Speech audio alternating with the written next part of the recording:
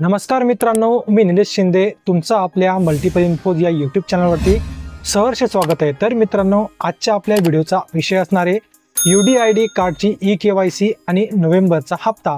तर UDID कार्डची ई-KYC केली नसेल तर तुम्हाला नोव्हेंबरचा हप्ता मिळणार का, याविषयीची संपूर्ण माहिती आज आपण या व्हिडिओमध्ये घेणार आहोत। तर मित्रांनो, संजय गांधी निर्धार अनुदान योजनेतील सर्व लाभार्थ्यांना नोव्हेंबरचा हप्ता आता 7 ते 8 दिवसांमध्ये खात्यामध्ये जमा होणार आहे। तर त्याविषयीचा सविस्तर व्हिडिओ आपण आपल्या YouTube चॅनलवरती टाकून दिला आहे। जर तो तुम्ही व्हिडिओ बघितला नसेल तर वरती आय बटनवरती मी त्याची लिंक टाकून देईल, तिथे जाऊन तुम्ही तो व्हिडिओ बघू शकता।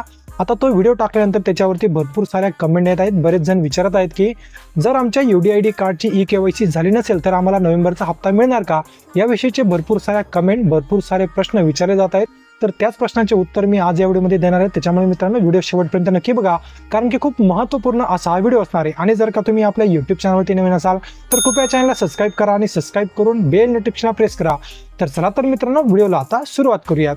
तर मित्रांनो, यूट्यूबवरती भरपूर साऱ्या अफवा येत आहेत की UDID कार्डची ई-KYC झाली नसेल तर तुम्हाला नोव्हेंबरचा हप्ता, नोव्हेंबरची पेन्शन तुम्हाला मिळणार नाही। तर मित्रांनो, सगळ्यात आधी तुमच्या प्रश्नाचे उत्तर मी देऊन टाकतो। जर तुमच्या UDID कार्डची ई-KYC झाली नसेल तरी सुद्धा तुम्हाला नोव्हेंबरचा हप्ता मिळणार आहे।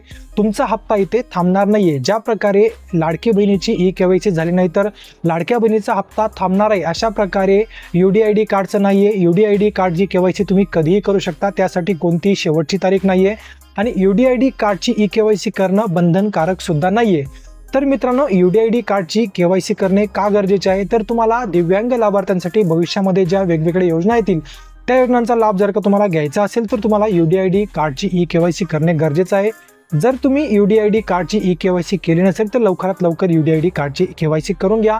UDID कार्डची KYC केली नाही तर तुमचा हप्ता बंद होणार नाही, तुमचा हप्ता चालूच राहील, परंतु भविष्यात येणाऱ्या योजनांच्या फायद्यासाठी तुम्हाला UDID कार्डची ई-KYC करणे गरजेचं आहे। आता UDID कार्डची ई-KYC कशी करायची या संबंधितला सविस्तर व्हिडिओ आपण याआधीच आपल्या YouTube चॅनलवरती टाकून दिला आहे। तो व्हिडिओ जर का तुम्हाला बघायचा असेल तर मित्रांनो, या व्हिडिओच्या शेवटी मी तो व्हिडिओ टाकून देईल, तिथे तुम्ही तो व्हिडिओ बघू शकता।